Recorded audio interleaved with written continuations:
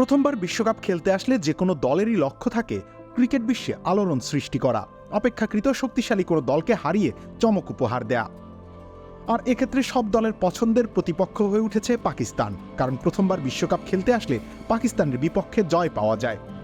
বিস্ময়কর বটে, তবে অবিশ্বাস করার সুযোগ নেই। এই তো যুক্তরাষ্ট্র নিজেদের বিশ্বকাপ উপন্যাস শুরু করল 2024 টি-20 বিশ্বকাপ দিয়ে, আর প্রথমবারের উপন্যাসে যোগ হলো পাকিস্তান বধ অধ্যায়। রোমাঞ্চ ছড়ানো ম্যাচে সুপার ওভারে গড়িয়েছিল, সেখানেই বাবর আজমের দলকে 5 রানে হারিয়ে ইতিহাস গড়েছে দলটি। পাকিস্তানের বিপক্ষে বাংলাদেশের ঐতিহাসিক জয়ের কথা অন্তত সবারই মনে থাকার কথা। স্মুথ শেভিং এর জন্য শুধুমাত্র কুল, নাথিং এলস। 1999 সালে আকরাম খান, খালেদ মাহমুদ সুজনরা কি চমকটাই দিয়েছিল তৎকালীন পরাশক্তি হয়ে ওঠা ওয়াসিম আকরামের পাকিস্তানকে।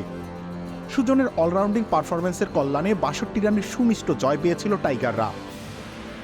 সেই জয়ের 25 বছর কেটে গেলেও এখনও স্বাদ ভোলা যায়নি।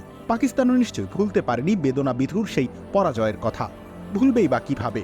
বছর 8 পরেই আয়ারল্যান্ড আবার মনে করিয়ে দিয়েছিল অঘটনের কথা।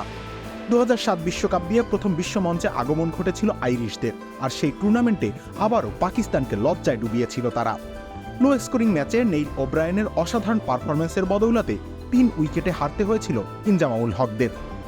পাকিস্তানকে বলা হয় ক্রিকেটের অননুমেয় দল। কখনো হিসেব না থেকেই শিরোপা জিতে নেয় তারা, আবার কখনো নবাগত দলের কাছে খুইয়ে বসে মান সম্মান। 3 বার ঘটল এমন ঘটনা। এবার অন্তত এমন পরাজয়ের কারণ বিশ্লেষণ করা উচিত তাদের। রবিউল ইসলাম রনি, খেলা 71।